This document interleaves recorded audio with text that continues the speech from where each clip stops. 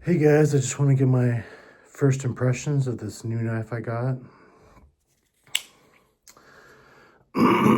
It's a Cold Steel Recon M1, made in Italy with Magnacut. Nice clip point, about 4-inch blade if you measure from here. Lock back. And I'm really liking this knife, guys. It came with a crazy aggressive edge. The first thing I went to cut with it is I went to cut the label off a water bottle. Just barely nicked the water bottle. Splashed it everywhere. So it came with probably one of the sharpest edges on any knife I've ever gotten. And I have a lot of Benchmades, a lot of Spydercos. I love my Spydercos. But so far, out of the box sharpness, I've never had anything like this. So I had a huge pile of boxes from Christmas, along with a bunch of Amazon boxes, and I decided to break it down with this. And it did it easy. And I really like how the steel felt. This is a stainless, but I want to say it cuts more like K390, M4, Rex 45, and I have a larger Spyderco knives than all of those. I have the Police 4 and K390. I have the K2 and 10V. I have the military and the Native Chief and Rex 45. And I would say how it feels, and so far the performance is on par with all of those. All right, and then this is not, I've seen a lot of people complaining about this, but this is not a cheap piece of junk. This is not a toy. It's not made in China. It's not like a liquor store knife. This is a serious tool made with really high quality materials, okay? And the texture on this handle for me is perfect.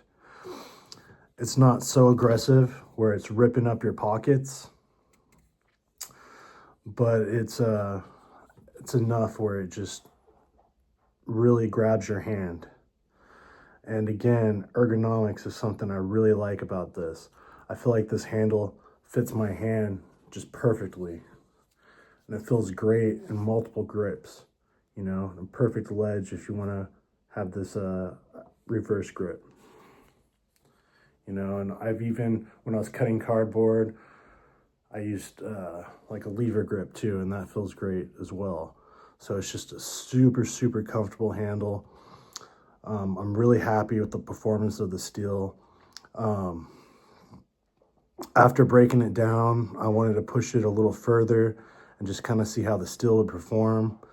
So I cut probably hundreds and hundreds of cuts through cardboard, just shredding it into like little pieces. I got a whole trash can full of cardboard, just hundreds and hundreds of cuts.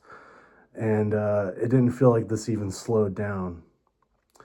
Like, unless you have a industrial job, a crazy industrial job, and you hate razor blades, I don't see why any normal person would need more edge retention than that. I mean, it's not even, it's still razor sharp after all that cutting. I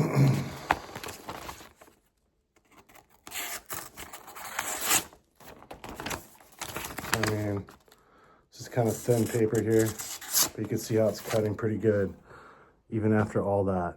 And came with a toothy edge, which I like, but probably eventually I'm gonna put my own edge on it and try a polished edge too, and just see how it performs with that. Usually, I mean, almost always, I'm getting a better result. Look at that, guys. Look at that. after all that cardboard. And usually I end up putting way better edges than any factory edges. So I'm actually kind of excited to sharpen this steel and see how it goes. But yeah, for me, and I think this is most people, my EDC is like opening packages throughout the day, breaking down boxes to fit in the recycling. I'm not doing hundreds and hundreds and hundreds of cuts through cardboard. And I really like the finger protection on this too. It has a fairly thick stock, and it has the triad lock. And I've seen tests where this can hold, you know, well over 500 pounds before the lock fails. So I don't specifically only carry this for self-defense. I carry a firearm, I carry mace, I usually carry a fixed blade, but I like redundancy. You know, I mostly carry this for utility, but I want it to be able to trust it, that it could perform in a self-defense role too. And I absolutely think that this could, you know, over 4-inch blade, really great finger protection, really grippy handle. I'm just really happy with this knife, guys. This is one of my favorites so far. And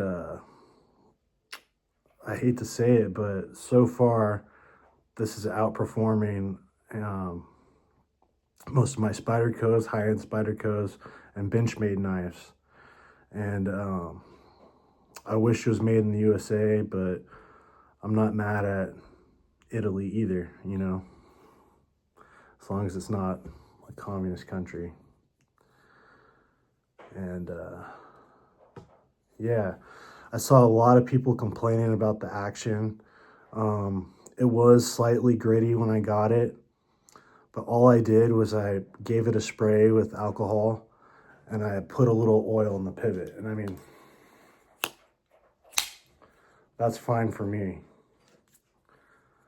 I mean, maybe if you're like some pencil neck dork, it's gonna be too hard.